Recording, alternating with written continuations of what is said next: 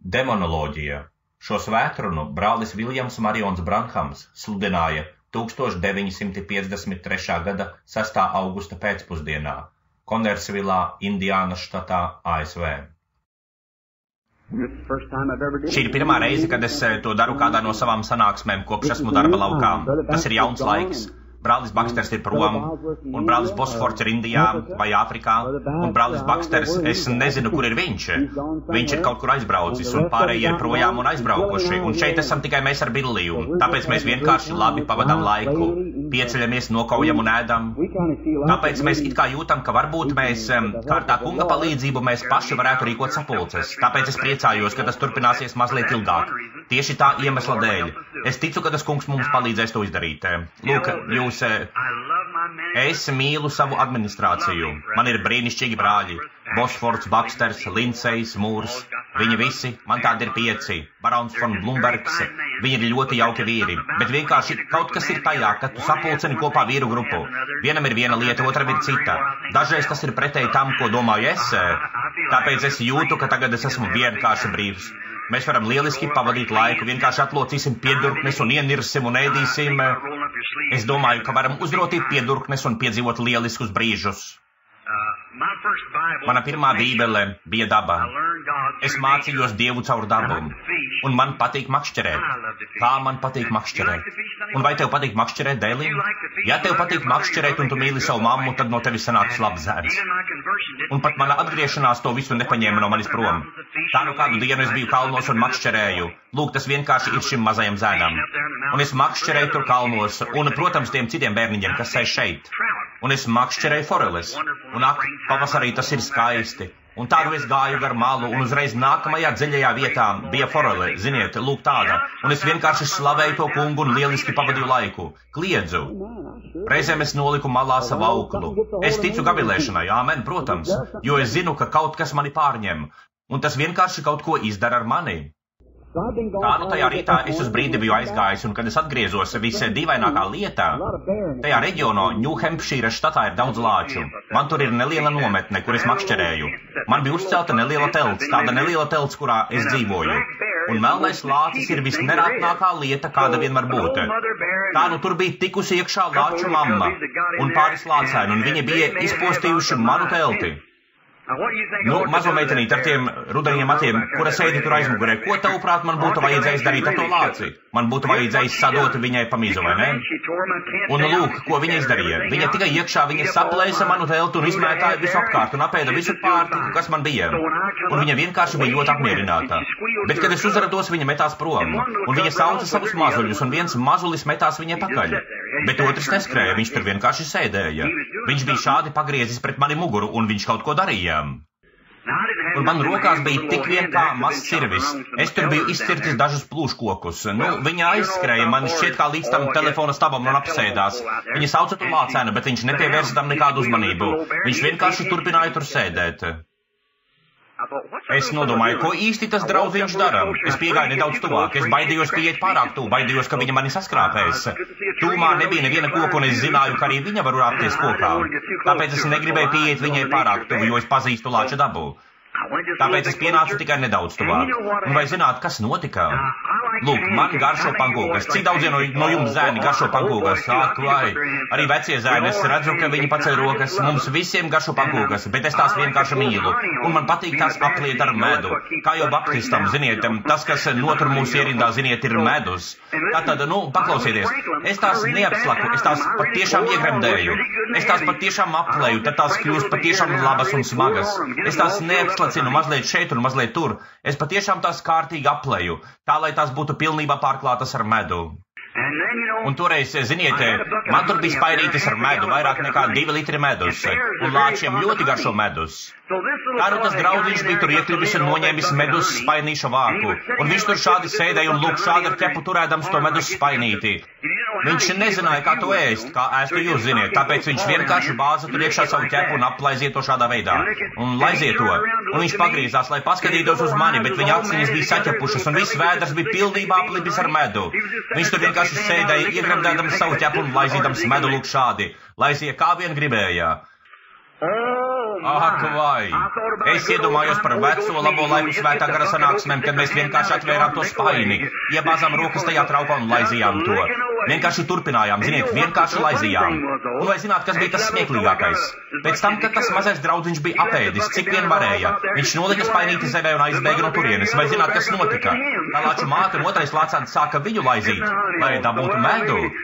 Tāpēc, es ceru, ka mūsu pulcēšanās varbūt būs kaut kas līdzīgs, lai mēs varētu turpināt stāstīt citiem un Dieva godība nonāktu pār mums. Labi. Es priecājos redzot, ka jūs mazie bērniņi esat šeit. Man patīk stāstīt jums šādas lietas. Un varbūt rīt pēcpusdienā mums būs vairāk laika un mēs varēsim parunāt nedaudz vairāk. Bet tagad mēs kaut ko pastāstīsim mātei un tētim. Mēs parunāsim par demonoloģiju. Psalmā 103, 1 līdz 3 mēs lasām šos pantus. Gandrīz katrs kalpotājs un garīdznieks vai bībeles lasītājs zina tos no galvas. Teici to kungu mana dvēsele un viss, kas manī viņa svēto vārdu. Teici to kungu mana dvēsele un neaizmirsti, ko viņš tev labu darīs. Viņš piedod visas tavas netaisnības, viņš dziedē visas tavas slimības. Es gribu, lai jūs pamanātu, ka tur ir teikts visas. Viņš piedod visas tavas netaisnības. Viņš dziedina visas tavas slimības. Un tā vai mēs varam uz brītiņu nolikt mūsu galvas. Un tā debesu Tēvs, mēs pateicamies Tev šajā pēcpusdienā, ka mēs esam šeit. Mēs pateicamies Tev par šiem mazajiem bērniņiem, kas sēž šeit. Tie rītdienas vīrieši un sievietes, ja rītdiena pienāks, ja Jēzus vēl neatnāks. Un tagad, Tēvs, mēs lūdzam, lai Tu sveitī mūs tagad, kad mēs runājam par Tavu vārdu un par mūsu lielo ienaidnieku Sātanu. Mēs lūdzam Dievs, lai Tu ļauj mums šeit izvērst fronti, mehanizētos ieročus, Dieva spēku, kas šodien cīnīsies pret viņu katrā šīs zemes colā, kungs, un parādīs viņam, ka viņam nav vispār nekādu likumīgu tiesību, ka Kristus uzvarēja viņu mūsu vietā tur Golgātā, kad viņš nomira un viņš atbruņoja pretvaras un atņēma Sātanam visu varu, kas tam bija. Un Dievs dod mums tagad gudrību un sapratni, lai zinātu un izskaidrotu cilvēkiem, lai viņi zinātu, kā tikt dziedinātiem un sakaut Sātanu. Mēs lūdzam Jēzus vārdā. Amen. Tagad mēs dažas minūtes parunāsim par demonoloģiju. Jūs tik daudz dzirdat par demoniem. Lūk, rīt pēcpusdienā mēs droši vien pabeigsim. Jebkurā gadījumā es gribēju šonedēļ par to sludināt 2 dienas. Tas ir runāt par to 2 dienas pēcpusdienas dievkalpojumos. Tātad pirmkārt, kas ir demons? Jūs dzirdat, ka daudzi cilvēki runā par demoniem. Lūk, demons ir ļaunais gars. Tas viss ir cēlies no viena vārda un angļu valodā to sauc par mocītāju. Tas tips, kas moka, ir ļaunais gars, ļaunais.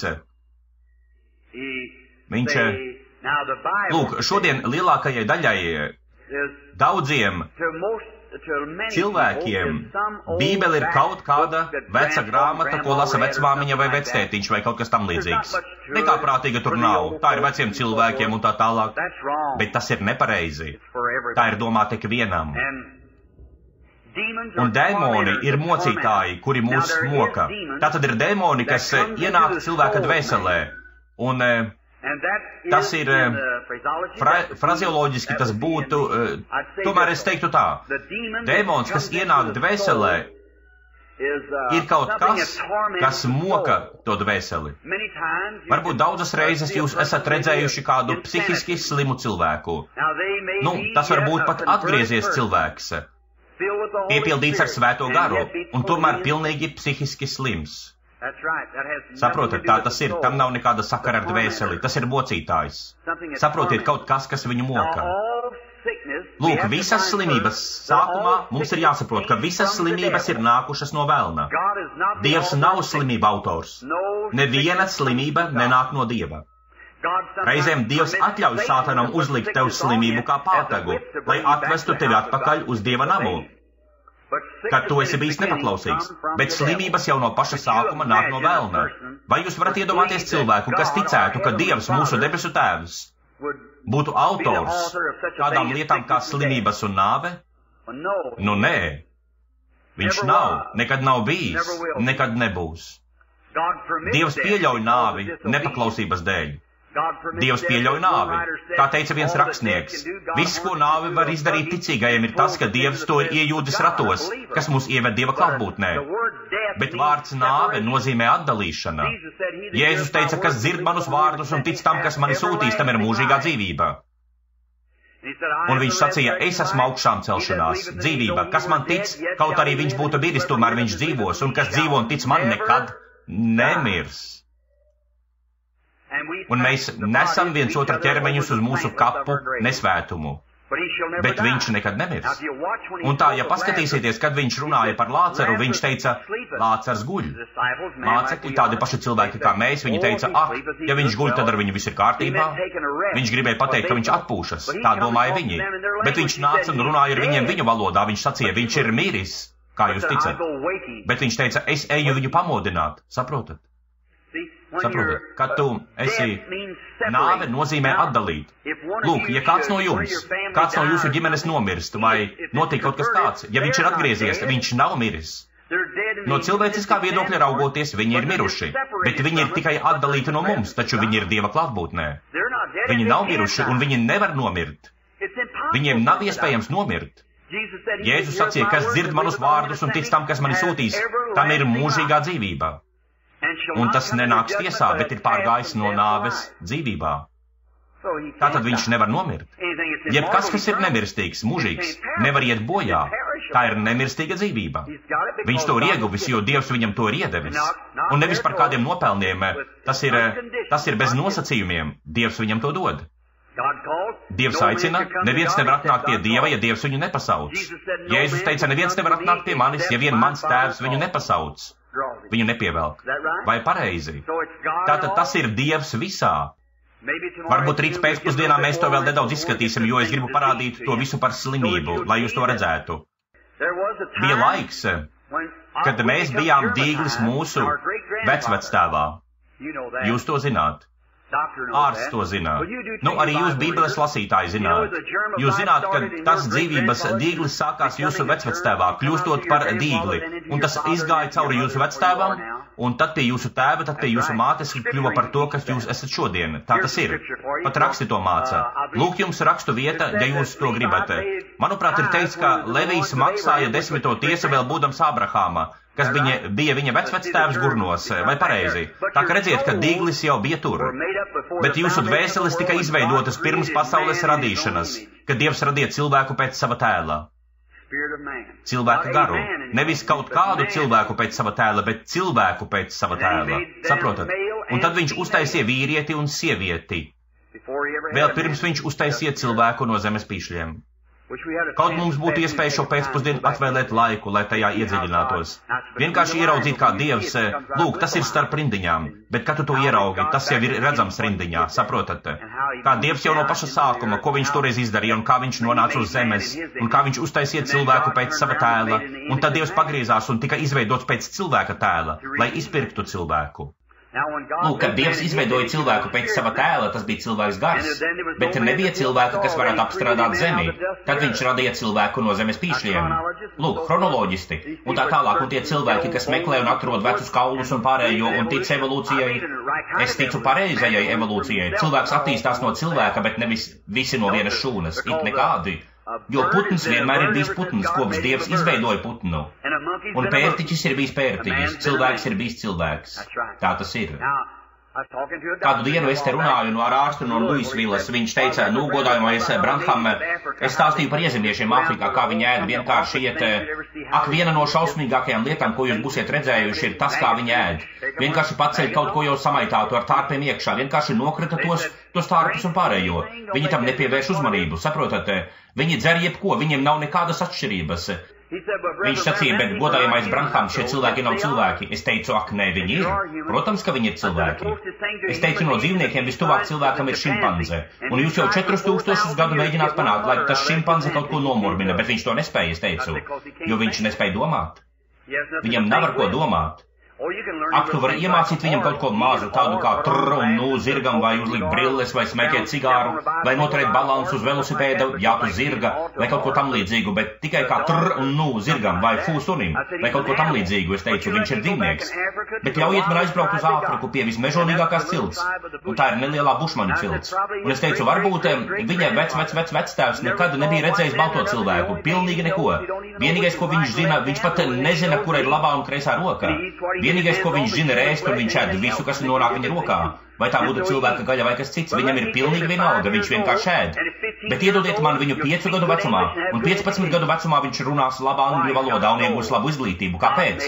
Viņam ir dvēsele. Dievs izveidoja viņu par cilvēku, un viņam ir tikpat lielas tiesības dzirdēt evaņģēliju kaut vienu reizi, kā mēs sludinām cilvēkiem šeit apkārt, pa visu Ameriku, atkal un atkal un atkal, un pierunājot, pārliecinot un visu pārējo. Lai tik viņš to dzird vienu reizi, un redzēsiet, kā viņš kliedz un tūlīt skries pie altāra. Saprotat? Tieši tā. Tieši tas šodien ir manā sirdī, brāli, kad es domāju par Āfriku un tām nabaga melnajām rokām, kas paceļas sacīdamas, brāli Branham, vēlreiz pastāsti par Jēzu. Dievs, esi žēlīgs. Kaut kas manī kūsā un deg. Tik līdz man būs pietiekami daudz naudas, arī es braukšu turp. Tieši to es daru ar katru centu, ko iegūstu, ar visu. Dievs zina, izņemot to, kas man ir vajadzīgs ēšanai, un drēbes man pārsvarā iedod cilvēki. Un tikai to, kas man pašam ir vajadzīgs iztikai, cik nu varu. Es atdodu to valdības izveidotajam misionāru fondam. Par to naudu es nemaksāju nodokļus. Kad ir savākti 3 vai 4, 5 tūkstoši dolāru, es dodos turp un sludinu evaņģēliju tiem cilvēkiem, jo zinu, ka tajā dienā man būs par to jāatbild. Un es zināšu, par ko man būs jāatbild. Ierodoties kādā pilsētā, es mēģinu noturēt lielu sanāksmi, kad tiek savākts daudz naudas, un viņiem ir lielas kampaņas un tūkstošiem dolāru. Es tos nodevu sarkanajam krustam un tā tālāk. Tagad, nevis lai viņus kritizētu, bet brauc pa ielām ar $4000 vērtu mašīnu ar briljantu aproču pogām, smēķē cigāru un saņem $500 nedēļā par naudu, ko slimi cilvēki, nekādā gadījumā. Un turklāt, tiklīdz jūs izbraucat no pilsētas, viņi saka, sektanti, un visu ko tādu, un uzjautrinās un noniecina to reliģiju, kuru mēs pārstāvam. Tieši tā. Es paņemu to pats un Dieva kā mana tiesneša priekšā es iegūdu to evaņģēlija darbā ārvalstīs. Lai tajā dienā, kad man būs jāatskaitās par savu pārvaldīšanu, es zinātu, ka tas ir dots pareizi, pilnīgi pareizi, jo es saprotu, ka tā, kā es izturos pret cilvēkiem, es izturos pret Dievu. Vienkārši man attieksme pret jums ir man attieksme pret Kristu, un tas pats ir ar jūsu attieksmi pret mani, tā tas ir pret Kristu. Lūk, redzēt tādus cilvēkus un redzēt kā cilvēciska būtne. Tagad ir ar nemirstīgu dvēseli, kas nevar nomirt, nevar iet bojā, nevar darīt neko, kā vien būt mūžīgās dzīvības īpašniekam, ko jums suverēni ir iedevis Dievs pēc savas gribas. Un tā tad atļaujiet man to mazliet precizēt, ja kaut ko pateikt. Kāds ies un teiks, brālis Branhams ir kalvinists. Nē, es neesmu. Es esmu kalvinists, kamēr vien kalvinisms ir Bībelē. Bet, kad kalvinisms iziet ārpus Bībeles, tad es esmu armijānietis, saprotat? Es ticu svētumam, bet es ticu arī kalvinismam. Bet tie abi, vieni aizgāja vienā galējībā un aizgāja šādā virzienā, bet citi aizgāja otrā galējībā un aizgāja tādā virzienā. Ja nebūtu vēstules efeziešiem, kas to atved atpakaļ un novieto to pareizajā vietā, kur Dievs to ir ielicis, mēs visi būtu sajukumā. Bet viņiem abiem ir sava mācība, un viņi tajā ir pagrimuši. Ik viens no viņiem, tie ir svētuma piekritēji un arī kalvinisti, armijānieši. Lūk, kalvinistiem ir kaut kas paties. Es ticu, ka kalvinistu mācībām, es ticu tam drošībai. Es ticu, ka draudzei ir mūžīgā drošība. To zina ik viens Bībeles lasītājs, jo Dievs jau pateica, ka viņa tur parādīsies bez vainas, vai pareizi. Tātad viņa tur būs, vai pareizi. Draudze ir mūžīgā drošībā. Lūk, vai tu esi draudzē? Tāds ir tas nākamais jautājums. Ja tu esi draudzē viss kārtībā, tu esi drošībā līdz ar draudzi, bet labāk paliec draudzē. Un kā tu tiec iekšā draudzē? Vai rokas spiedienu? It nemaz. Kad tavs vārds tiek ierakstīts grāmatiņā? It nemaz. Ar vienu garu mēs esam kristīti vienā ķermenī. Un tas ķermenis, kuru Dievs nosodīja Golgātā, bija Jēzus Kristus ķermenis, un mēs tiekam kristīti tajā ķermenī ar vienu garu. Kamēr vien mēs esam Kristus ķermenī, mums ir mūžīga drošība, nekas nevar mūs atdalīt, nekas nevar mūs aizskart. Ja tu izej ārā, tu izej ārā pēc savas brīvas gribas, bet ja tu esi Kristus ķermenī, tad tikpat droši kā Jēzus augšām celās no mirušajiem, arī tu augšām celsies. Dievs to jau ir izdarījis. Tu nevari grēkot. Ak, jā, jūsu acīs es varu izskatīties kā grēcinieks, bet ja es esmu Kristu, Dievs to neredz, jo viņa grēki viņa asinis izpērk manus grēkus. Saprotat, es nevaru grēkot. Kas ir dzimis no Dieva, tas nedara grēku, jo viņš nevar grēkot. Dieva sēkla paliek viņā, saprotat? Viņš grib, ja viņš izdara kļūdu, protams, viņš uzreiz ir gatavs to atzīt. Ja viņš ir īsts kristietis, viņš to darīs. Ja viņš turas pie sava, viņš parāda, ka pirmkārt viņam nekā nav, tā tas ir. Viņam nav nekā pirmkārt. Bet ja viņš ir īsts kristietis, skatieties, iesējiet zemē kviešu graudu. Tas vienmēr būs kviešu grauds. Varbūt tam apkārt saugs, daži un vispārējais, bet tas vienmēr būs tāds pats kviesis, vai pareizi? Un ja cilvēks patiešām ir dzimis no Dieva gara, viņš nebūs te iekšā, te ārā, turp un atpakaļ, te pasaulē, te atpakaļ, nemaz, nē. Tu neesi vienu dienu dācis, bet nākamajā dienā kviešu grauds. Dieva laukā nekā tāda nav, tieši tā. Ja tu esi dzimis no Dieva gara, tu esi kristietis no tā brīža, līdz tu aiziesi, un tad tu esi nemirstīgs kopā ar Dievu. Tā tas ir, ja tu esi draudzē.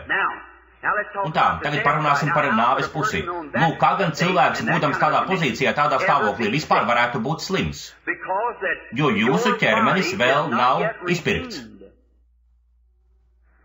Jūsu ķermenis nav izpirkts. Nav svarīgi, cik ļoti, cik labs tu esi un cik dievbijīgs un svēts un cik daudz svētā gara, tā ir tikai tava dvēsele. Un tava dvēsele vēl nav pilnībā gatava. Tā ir tikai svētība, Dieva apsolījums, kas ir mūsu glābšanas ķīla. Bet lūk, ja mums nav nekādas mūsu augšām celšanās ķīlas, nekādas dievišķās dziedināšanas, tad man nebūs nekādas pārliecības vai nekā, kas man pierādītu, ka ir augšām celšanās. Tieši tāpat kā tad, ja Kristus nedzīvotu manā sirdī, ja man tas būtu jāiegūst kaut kā psiholoģiski, ja man būtu jātic kaut kam tādam, tad es būtu nedaudz skeptisks pret to. Un tas ir iemesls, kāpēc tur Āfrikā, kad viņi atbrauc misionāri, atved tūkstošiem šo iezemiešu, un šie iezemieši nesā mazus māla elkus un visu pārējo. Tas ir tāpēc, ka viņi ir dzirdējuši tikai Bībeles psiholoģisko pusi. Tā tas ir. Un mana paša draudzē ir baptisti, metodisti, presbiteriāņi. Viņi visi bija tajā, bet kad viņi ieraudzīja, kā tiek demonstrēts Dieva spēks, tas visu salika pa vietām. Tad viņi zināja, ka Dievs ir Dievs. Bet lūk, no kā sākas tā slimība? Un tā pirmkārt, pirms tā kļūst par slimību, tas ir gars. Tieši tāpat kā tu biji gars, pirms tu kļuvi par cilvēcisku būtni. Nu, es paņemšu kā piemēru brāli Viletu. Brālis Vilets, bija laiks, kad tu un es nebijām nekas. Un tad pirmkārt Dievs deva mums dzīvību. Un paņemsim, piemēram, ja es šo pēcpusdienu paņemtu tavu ķermeni, un tu esi veidots no daudzām šūnām, ko saista kopā atomi. Un tā, kādu dienu šie atomi tiks sagrauti, ja Jēzus vēl neatnāks. Tu atgriezīsies atpakaļ, tie kļūs tieši tādi, kādi tie bija sākumā, atkal atgriezīsies gaisā. Taču, kad tavs gars atgriezīsies, šie atomi atkal apvienosies ar šo garu un izveidos vēl vienu brāli Viletu. Tieši tādu kā šo, tikai jaunāku, kad viņš bija savā labākajā formā. Kad cilvēks sasniedz aptuveni 25 gadu vecumu, viņam zem acīm parādās dažas grumbiņas un uzrodas daži sirmi mati. Tā tas būs, jo nāve nāk tev pakaļ, un kādu dienu tā tevi paņems. Neatkarīgi no tā, kas tu esi, tā tevi paņems. Bet tā iedzīs tevi stūrī, un Dievs tevi izvilks no šī stūra, un tevi iedzīs tajā stūrī. Nāve tevi gandrīz paņems, un arī šeit. Bet pēc kāda brīža viņa tevi dabūs. Bet tad tas, ko nāve var izdarīt, tā paņem pilnu nodevu, un tad, kad tā izdarīs visu, ko var izdarīt, kad Dievs iedeva tev šo dzīvi, tu biji savā labākajā formā, kad tev bija apmēram 23 gadi, kad tu iznāksi augšām celšanā, tu atgriezīsies tieši tāds, kāds tu biji 23, 25 gadu vecumā, pirms ienāca nāve. Nāve darīs visu, ko tā var izdarīt. Tā ieies tur, bet tu atkal būsi tāds, kāds tu biji. Un tā, ja katru jūsu ķermeņa šūnu, tagad aplūkosim to. Jūs izveidojāties kā šūna pēc šūnas, un atdaliet tās šeit uz platformas, katru jūsu ķermeņa šūnu, un jūs nonāksiet pie mazmazītiņa dīgļa, kur jūs sākāties. To nevar saskatīt ar dabisko aci. Uz to ir jāskatās caur mikroskopu. Es esmu redzējis to dzīvības dīgli mikroskopā. Tas izskatās kā pavisam niecīgs diedziņš. Un pirmā lieta, kas parādās, ir mugurkaulā. Tas ir kā mazs mezgliņš. Tā ir pirmā mazā šūniņa, kas veidojas uz šūnas. Un tā, ja man būtu jāņem šī viena mazā šūna, no kuras katrs no jums ir radies, viena mazmazītiņa šūniņa, dīglis. Kas ir dīglis? Dīglis ir mazmazītiņa, visniecīgākā šūna. Nu, kas ir pēc tām? Lūk, es esmu sadalījis jūs visniecīgākajos gabaliņos, līdz pat šai mazajai šūniņai, bet es vēl neesmu jūs atradis. Es esmu šeit tikai izkārtojis jūsu šūnas. Nu, tad nākamā lieta - asiņu šūnas un miesas šūnas, lai kādas tās nebūtu, tās visas ir šeit izliktas, bet tevi es vēl neesmu atradis. Un tā, tagad es esmu nonācis līdz vienam dīglim. Nu, es rūpīgi to izpētīšu. Kur tad tu esi? Tava dzīvība. Un tā dzīvība veido pirmo šūniņu, kas ir dīglis, pēc tam viss ir pēc tā dabas, suns pēc suņa, Putns pēc putna, cilvēks pēc cilvēka, attīstoties šūnām, šūnas, tas nonāk līdz tam, kas tu esi, cilvēciska būtne, šūnu attīstība. Lūk, tā tas bija Dieva noteikts. Nu, bet kā ir ar vēzi? Nedaudz par to parunāsim. Tātad Dievs iedeva tev tavu dzīvību. Un teiksim, te nu tu esi šodien, te nu esmu uz manas rokas nekā nav, bet kādu dienu uz manas rokas var parādīties vēzis.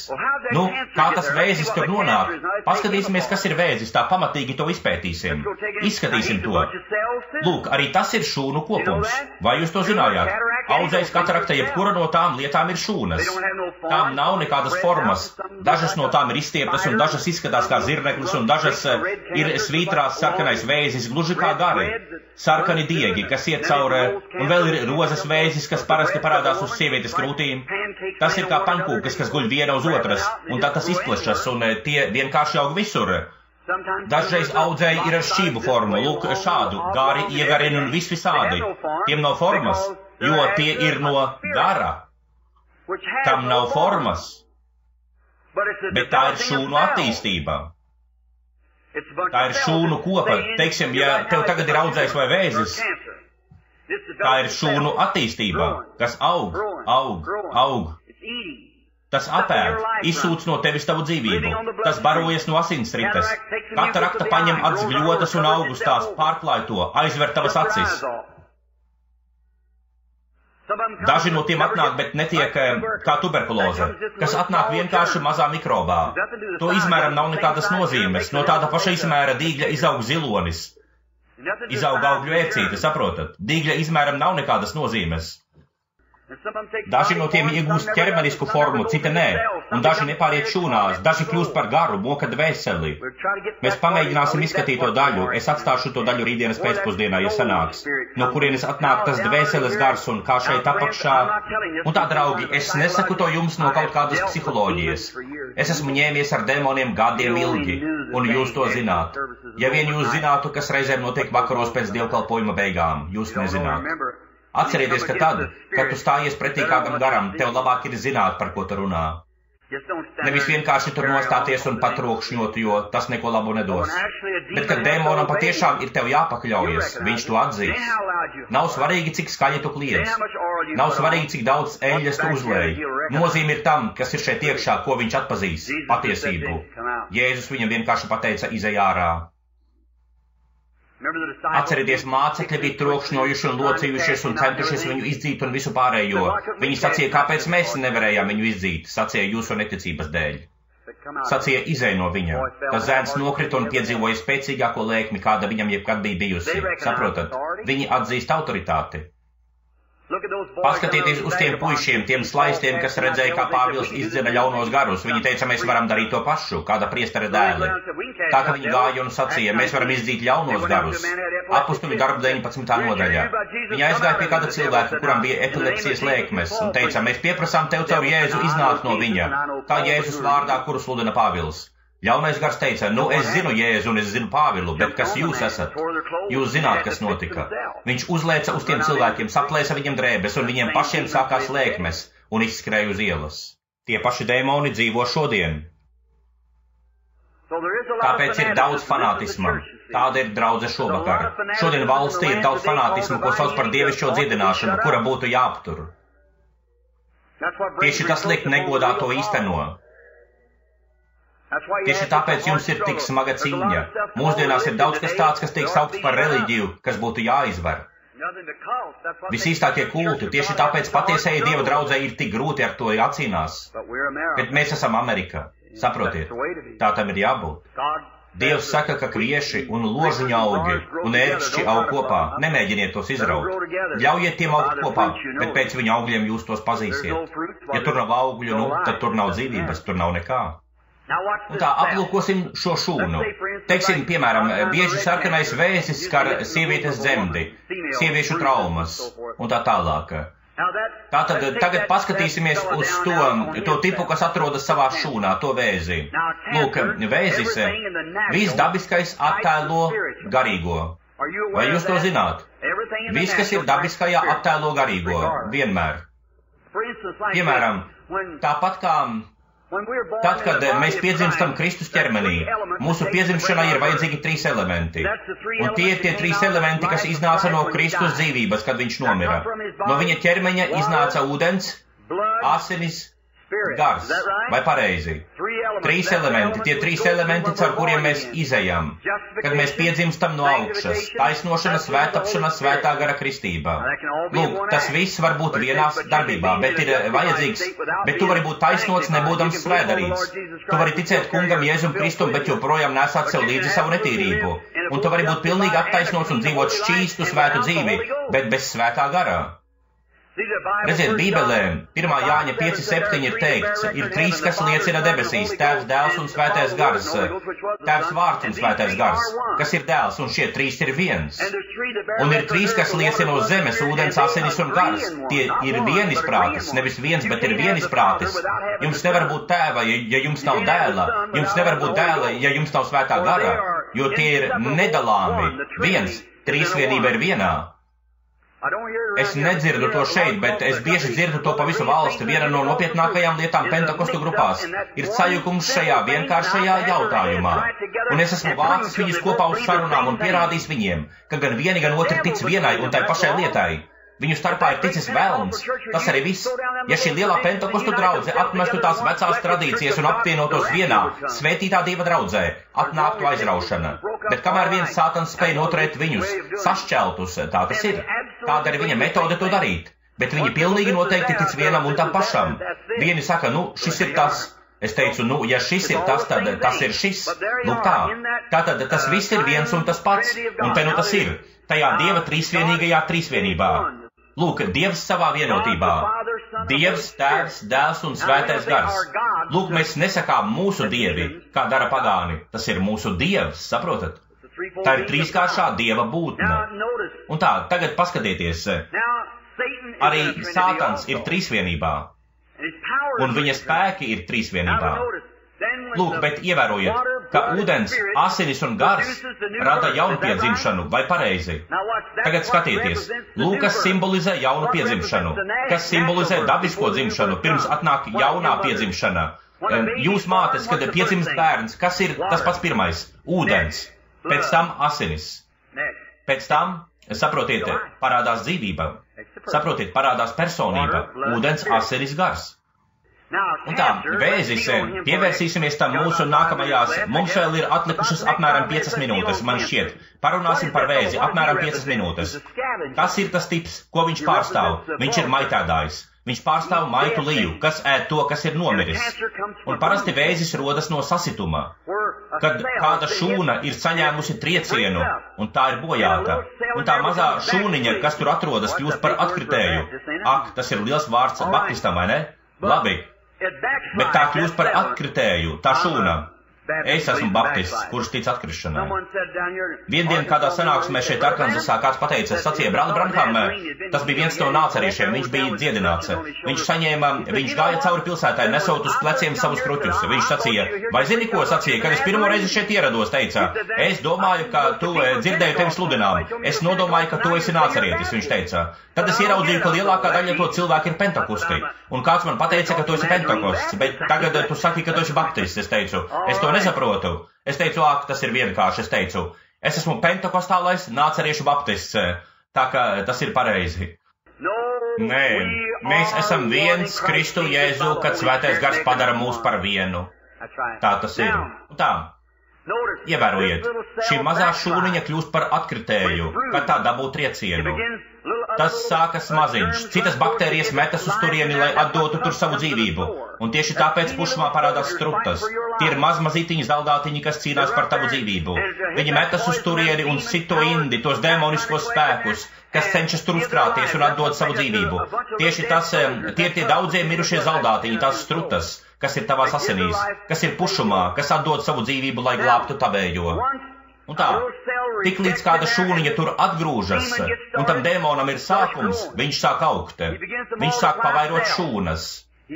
Viņš būvē ķermeni tieši tā, kā jūsu bērni sākās jūsu dzemdē, un kā jūs sākāties savā mātē. Šūna uz šūnas, šūna uz šūnas, šūna uz visvisādīt visur. Tam vienkārši nav nekādas formas, nekā līdzīga cilvēkam. Atbilstoši tā dabai. Tas nāk no kāda gara. Tas vienkārši augit visur un būvēs šūnas. Un tā pirmkārt tu ieraugi, ka tu sāc kļūt vājš un jūties slikti. Tu dodies pie ārsta, un viņš tev izmeklē. Varbūt viņš to nevar atrast. Ja viņš to atrod, viņš to varbūt izgriezīs. Ja viņš var to izgriezt pilnībā, labi, viss ir kārtībā. Bet ja viņš nevar to izgriezt pilnībā, tad, ja tas ir kaklā vai kaut kur to nevar pilnībā izgriezt, tad vismazākā tā daļiņa turpinās attīstīties. Saprotiet, jo tas nav tā kā tad, ja tev nogrieztu roku un viss nokārtotos, vai jebko citu, vai tev nogrieztu. Es ar to gribu pateikt, ka, ja roka tiktu nogriezta no ķermeņa un atstāta, tā nebūtu dzīvotāja. Bet saprotiet, tam nav tādas dzīvības formas kā jūsējā. To virza dēmonisks spēks. Un tagad paskatieties. Jūs saucat tos, ārsts sauc to par vēzi. Dievs sauc to par velnu. Paskatieties uz šodienu. Viņi vienkārši sauca, no kurienes nāk vārds vēzis. Tas nāk no latīņu valodas vārda, kas tiek lietots medicīnas terminoloģijā, kas nozīmē krabis. Krabis, ko jūs redzat jūras krastā, kuram ir visas tās kājas. Lūk, kādā veidā tas to dara, tas izstiepjas, izplešas. Vārds vēzis nozīmē krabis. Un tas iekļūst iekšā un vienkārši pieķeras un visu laiku sūc asinis kā astoņkājas vai kas tam līdzīgs. Audzējs katarakta un citas slimības, tās visas nāk no kāda mikroba. Un tam mikrobam ir jākļūst par ķermeni. Bet pirms tas var būt ķermenis, tā ir jābūt dzīvībai. Pirms tas var radīt, jeb attīstīties un izveidot vairāk šūnu, tā ir jābūt dzīvībai, vai pareizi. Un tā no kurienes atnāca tas vēzis, no kurienes tas atnāca? Pirms kāda laiciņa tas uz tevis nebija, bet tagad varbūt tas uz tevis ir.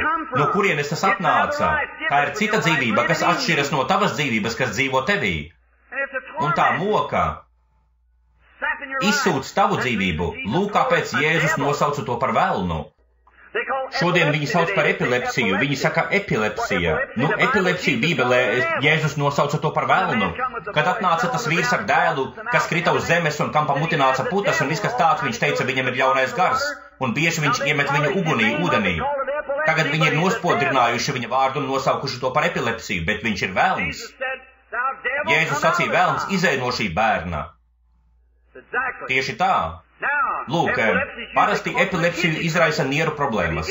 Varbūt jūs to izpētīsiet nedaudz vēlāk, saprotat? No tā rodas epilepsija, no urēmijas. Lūk, ievērojiet, tajā, tur atrodas tā šūna, tas ir ļaunais gars, viņš veido dzīvību, viņš aug, kļūstot arvien lielāks un lielāks. Viņam ir tikai viens uzdevums, tas ir atņemt tev dzīvību. Tieši tāpēc velns viņu tur sūtīja, saīsināt tavas dzīves dienas zem 70 gadiem. Lūk, es atzīstu katru ārstu. Tieši tā, katru medicīnas zinātni, lai Dievs viņus svētī par to, kā viņi palīdz cilvēkiem.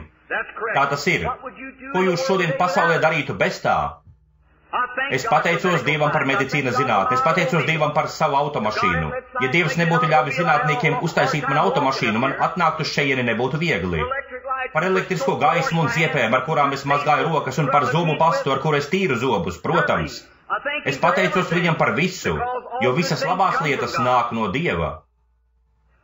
Bet atļaujiet man jums pateikt, ka it nekāda medicīna nekad nav izārstējusi nevienu slimību, un nav neviena ārsta, ja vien viņš nav kāds šarlatāns.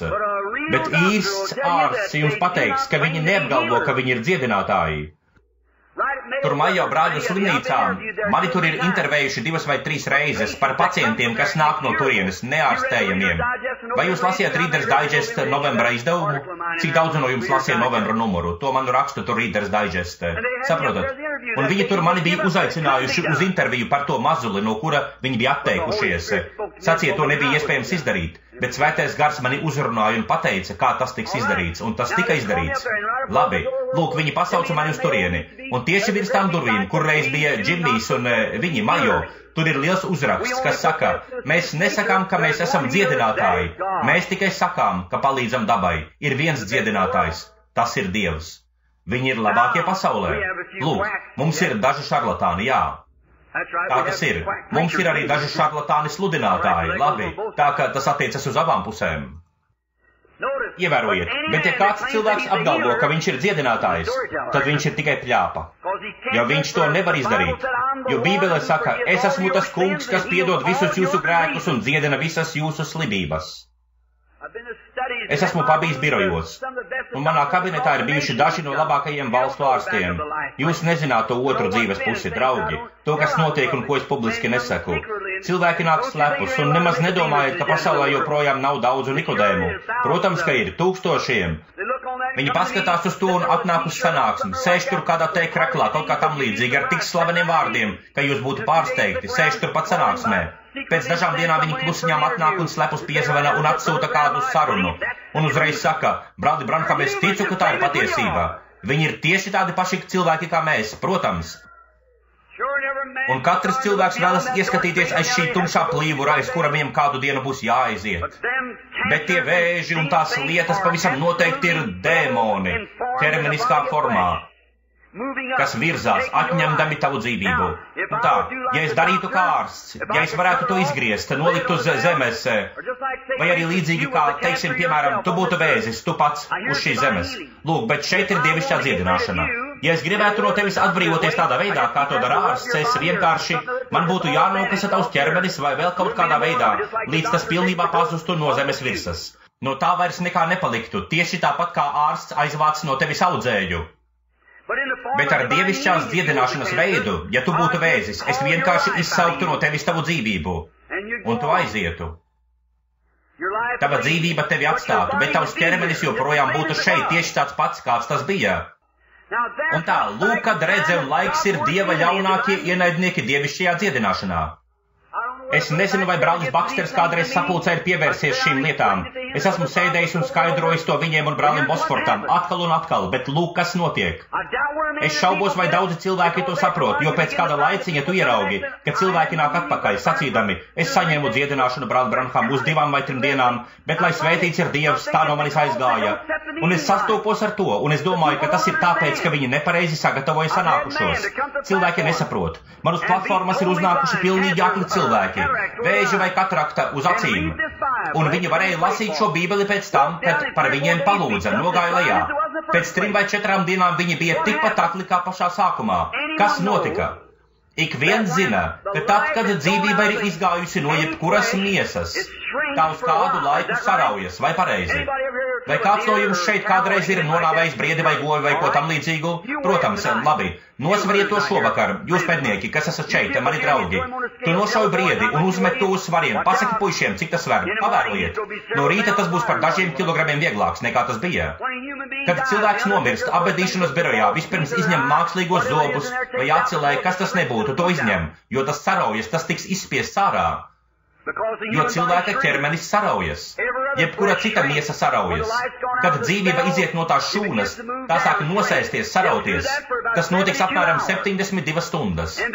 Un tad tas sāks uztūkt. Teiksim, ja kaut kur tur uz ceļa tiktu nobraukts mazs sunītis, lai tas paguļ tur saulē apmēram 3 dienas un paskatīties, kas notiks. Tas suns būs lielāks nekā tas bija. Tas uztūksta, vai pareizi? Nu, tieši tas pats notiek, kad no slima cilvēka ir izdīts dēmons. Dažas pirmās dienas, ak, es jūtos brīnišķīgi, pēc tam sāk teikt, es esmu slimāks nekā es biju pirms tam, es esmu pazaudējis savu dziedināšanu. Tikpat droši kā ticība to aizvāca prom, neticība to atkal atnes atpakaļ. Tāpat kā ticība to nogalina, neticība to augšām ceļ. Jēzus teica, kad nešķīstais gars ir izgājis no cilvēka, tas staigā pa sausām vietām un atgriežas atpakaļ kopā ar 7 citiem ļaunajiem gariem.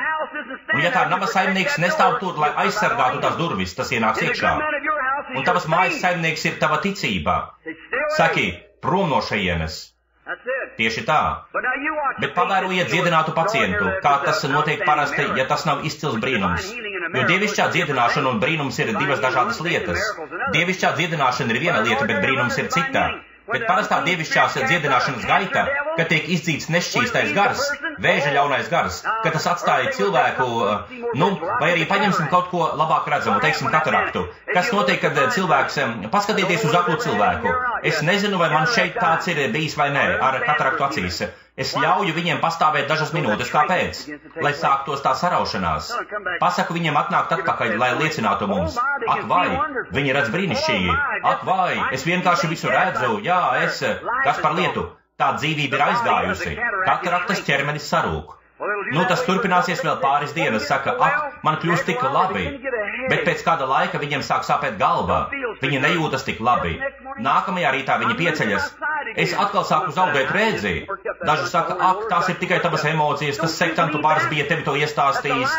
Neticiet tam, tie ir vēlnišķīgi meli. Ja tu tam noticēsi, tu atkal kļūsi akls. Bet, ja tu turpināsi turēties, saki, nē, kungs, es ticu. Kas notiek tad? Tas ķermenis kādu laiku pietūks. Tas atkal pārklāj to redzi. Tas vēzis, kas ir ķermenī, piepams. Tu atkal sajutīsi sāpes un ciešanas. Pēc tam tu jutīsies briesmīgi nevesels, šausmīgi nevesels. Kāpēc? Tas lielais mirušās miesas saugums guļ tur tevī. Miris. Tu dodies atpakaļ pie ārsta un viņš saka, ak, tas ir buļķības, tur taču ir tas vēzis, es to redzu. Protams, ka tas tur ir, bet tas ir miris. Halleluja. Lūk, asins plūsmai ir jātīra ķermenis. Katru reizi, kad sirds pumpē asinis, tas plūst pa visu ķermeni un savāc to infekciju. Protams, tu jutīsies slims, kā būtu, ja kaut kur tevī būtu gaļas gabals, tik garš kā čūska, vai kaut kas tik liels kā tavs pirksts atrastos tur iekšā, un tas būtu miris. Šāds miris gaļas gabals, kas atrodas tevī un pūst. Nu, protams, tavai asins plūsmai būtu tas jātīra, pārpumpējot to, bet tur ir miris ķermenis, tā lietiņa tur atrodas, jo dzīvība no tā ir aizgājusi. Dieva spēks ir to izdzinis caur ticību. Tas ir dēmons, tam ir jāaiziet, bet lieta ir tāda, ka cilvēki nav apmācīti, viņi iet prom, padodas, un tas pats ļaunais gars stāv tur blakus, lai atkal to pārņemtu. Kad Dievs jums kaut ko pasaka uz šīs platformas caur savu garu, kad tas ir iedvesmots, neapšaubiet to. Citādāk ar tevi notiks kas sliktāks. Tā sacīja viņš, jo Jēzus teica beigās tā cilvēka stāvoklis bija 7 reizes sliktāks, nekā tas bija sākumā, vai pareizi. Kad nešķīstais gars izgāja no cilvēka, viņš apstaigāja sausas vietas un atgriezās kopā ar 7 citiem jaunajiem gariem. Tāpēc nesāciet šaubīties, stāviet stingri ar to. Lai tas ir pa īstam no sirds. Saki, nu nē, es nekustēšu ne no vietas. Nav svarīgi, cik slikti es jūtos, tam ar to nav nekāda sakara. Pēc tam pavisam negaidot, tu tiksi attīrīts. Tad viss būs kārtībā. Saprotiet, tas ir miris. Operācijas gadījumā ārsts to no tevis izņemtu, bet šeit tas pats audzējs ir tevi un tajā nav dzīvības. Jūs teiksiet, brāli Branham, vai dzīvība, kas ir tajā, paņems manu dzīvību? It nemaz. Tā dzīvība ir nošķirta no tavējās. Es jums tikko parādīju, ka jūs bijāt dzīvība un kļuvāt par būtni, un tā ir dzīvība un kļūst par būtni, un jūs esat no Dieva, bet tas ir no velna. Vai saprotat, ko es gribu pateikt? Demonoloģija. Lūk, tev ir jāredz, kā tā lieta izskatās, kad tu stāvi un skaties uz to. Ak, vai piedodiet, ir jau gandrīz 3:30. Piedodiet. Paskatieties, draugi. Ak, lūk, kas ir vajadzīgs šai pasaulē. Apmēram 7 gadus es mācu pa visu Ameriku, vadu šos dziedināšanas dievkalpojumus. Man nu pat radās labs nodoms atkal doties pa visu valsti, mācot Bībeli un demonoloģiju, lai cilvēku saprastu, ko viņiem darīt. Un tieši tāpēc viņi iet uz šīm sanāksmēm daudzas reizes un draugs. Ja jūs nesaprotat, cilvēki aiziet un daudzas reizes. Lūk, atcerieties to puisi, kurš atnāca un pateica, ka viņam ir dievišķās dziedināšanas dāvana. Dievišķās dziedināšanas dāvana bija tevī, ja tu tiki dziedināts. Tas ir atkarīgs tieši no tevis. Jebkura dāvana darbojas caur ticību. Un nav svarīgi, cik liela ir mana dievišķās dziedināšanas dāvana. Un es ticu tai no visas sirds. Bet tu varētu šeit nostāties, un ja tev nebūtu tādas pašas ticības, tev nebūs no tā nekāda labuma. Es varētu lūgt par tevi stundām, nedēļām un mēnešiem. Tie nav sludinātāji ar dievišķo dziedināšanu. Tas esi tu, kuram ir dievišķās dziedināšanas dāvana, kas tic dziedināšanai, jo tas ir caur ticību. Caur ticību. Katra dieva darbība ir caur ticību. Viss dieva bruņojums ir caur ticību. Mums nav nekā dabiska no šīs pasaules. Kristīgajā draudzē viss ir ticības darbība. Paskatieties uz dieva bruņojumu. Mīlestība, prieks, miers, ilgpacietība, labestība, lēnprātība, maigums, pacietība. Vai pareizi? Viss pārdabiskais, nekas dabisks. Tāpēc mēs neskatāmies uz dabīgām lietām, jo mēs darbojamies pārdabiskajā. Un mēs balstāmies vienīgi uz ticību, uz to, ko Dievs ir nosaucis par patiesību. Un mēs skatāmies uz neredzamo. Un mēs saucam to, kā nav it kā tas būtu. Kā Ābrahāms to darīja un saņēma. Amen. Ābrahāms sauca tās lietas, kuru nebija, kā to darīja Dievs, it kā tās būtu. Būdams 100 gadus vecs, viņš nešaubījās par Dieva apsolījumu caur neticību. Es varu iztēloties, bet jūs? Es redzu, kā Sāra kādu rītu pieceļas, Dievs teica, Abrahām, tev būs mazulis. Sāra pamostas jautā, kā tu jūties, Sāra? Mums šeit ir jaukta auditorija, bet paklausieties. Nekas nav mainījies. Nu, slava Dievam, mums tas būs. Sadabū autiņus, piespraudes un visu pārējo, gatavojies. Labi. Pagāja vēl viens mēnesis. Sāra, kā tu jūties? Nekas nav mainījies. Pagāja gads. Sāra, kas ar to notiek? Nekas nav mainījies. Pagāja 10 gadi. Nekas nav mainījies. Pagāja 25 gadi. Nekas nav mainījies. Tā vietā, lai kļūtu vājāks, Abrahams kļuva arvien spēcīgāks. Viņš visu laiku zināja, ka tas būs arvien lielāks brīnums, jo viņš ticēja Dievam un nešaubījās par Dieva apsolījumu caur neticību. Viņš sacīja, mums tas būs, un kādu rītu Sāras vēders sāk augt un piedzima mazais Īzāks, jo Abrahams ticēja Dievam. Un viņš skatījās uz tām lietām un paļāvās uz tām lietām, kuru nebija, it kā tās būtu. Nevis caur sajūtām, nevis caur redzi. Jūs neiet vadoties pēc sajūtām vai redzes. Tas notiek caur ticību, un kad Dievs kaut ko ir paziņojis, sacījis, lai ko arī jūs prasīsiet, kad jūs lūdzat, ticiet, ka jūs to saņemat, tad turieties pie tā. Tā pateica Dievs, un tā tam ir jābūt. Amen. Demoni. Ticība Tēvam. Ticība Dēlam. Ticība Svētajam Garam. Šie trīs ir viens. Dēmoni drebēs un grēcinieki modīsies. Ticība Jehovam liks nodrebēt visam. Tā tas ir. Ak, vai! Protams ir. Ticiet Dievam. Skatieties uz viņu, nekustiet ne no vietas, stāviet uz vietas, tā pateica Dievs. Un dēmoni, kas viņi ir? Tas ir garīgas būtnes. Lūk, ārsts saka, tev ir vēzis, tev ir tuberkuloze, tev ir katarakta, tev ir plērīts, tev ir tas ir velns. Tā ir dzīvība. Un aiz tās dzīvības ir gars. Cik daudzi saprot un spēj saskatīt, ka vēzis, katarakta tas ir gars, tajā ir dzīvība. Nu nekam nevar būt dzīvības bez gara, saprotiet, tāpēc kaut kur tur ir jābūt dzīvībai, lai to vadītu. Patur tajā kokā ir dzīvība. Visa pasaules zinātne nespētu uztaisīt vienu zāles lapiņu, vai jūs to zinājāt? Viņi uztaisa kaut ko pēc izskata līdzīgu, taču viņi nevar atrast dzīvības formulu. Tas ir Dievs, saprotat? Jēzus sacīja tam kokam, esi nolādēts. Tev nav augļu un tev to nekad nebūs. Atpakaļ ceļā viņi gāja tur garām. Tas notika 8:00 no rīta. Viņi gāja atpakaļ 11:00, kad viņi gāja pusdienot. Pēteris sacīja, paskaties uz to koku. Tas ir nokaltis no pašām saknēm. Kāpēc? Jēzus apsauca to dzīvību, kas bija tajā kokā, kas bija saknēs, un tas viss nomira. Halleluja! Tas pats Kristus var apsaukt vēzi no pašām saknēm, un tas viss nomirs. Tas koks tur stāvēja tieši tāpat, kā tas bija stāvējis pirms dažām stundām, bet bija redzams, ka lapas sāka nokrist, un tad sāka atdalīties miza. Tas sāka nodeldēties dienu no dienas un nedēļu pēc nedēļas, un pēc kāda laika no tā koka vairs nebija palicis pilnīgi nekā. Halleluja! Vēzim, audzējam, kataraktai vai jebkam citam, tam visam būs jāiziet, kad runā Kristus. Viņš izdzen ļaunos garus, un viņš teica, manā vārdā tie izdzīs ļaunos garus. Runās jaunās mēlēs, pacels čūskas vai dzers nāvējošas lietas, un tas viņiem nekaitēs, ja viņi uzliks rokas slimajiem, tie kļūs veseli. Vai jūs viņu mīlat? Piedodiet, ka es jūs noturēju šeit šajā pēcpusdienā 1 stundu, sežot šeit. Vai jūs mīlat to kungu? Kas notiks tagad, ja jūs pieņemat Kristu kā savu dziedinātāju un savā sirdī ticat, ka ar jums kaut kas ir noticis un ticat, ka esat dziedināti? Vai jūs ticēsiet, ka esat dziedināti? Neļaujiet vēlnam piesprost jums kaut ko citu, vienkārši turpiniet. Dakter, tu saki, dakter, kā tas izskatās? Viņš saka, tas joprojām ir tur. Savā sirdī tu zini, kas ir noticis. Tad pavisam negaidot viņš saka, klau, interesanti, kas ar to lietu notika?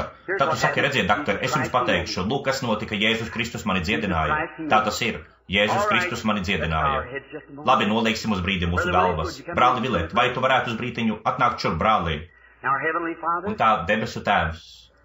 Mēs esam pateicīgi par Kristus asinīm, un varbūt reizēm tavs kalps kungs neizmanto gudrību runādams tik ilgi. Bet varbūt es jūtos kā Pāvils, kas kādu vakaru sludināja visu nakti, kāds maz zēns izkrita pa logu un nomira. Un šis apustulis, kura dzīvē bija Dieva vārds, aizgāja un uzgūlās ar savu ķermeni uz tā zēna. Viņā ienāca dzīvība un viņš atkal atdzīvojās. Dārgais Dievs, es saprotu, ka šīs lielās civilizācijas saulriets jau ir sācies. Ceļš ir beidzies, dienas vidus ir pagājis, krīt vakara ēnas. Valstības lielā gaisma laužas cauri, lai ieņemtu savu vietu šajā dziļajā tumsā, kas nāk pār zemi. Kungs, es saprotu,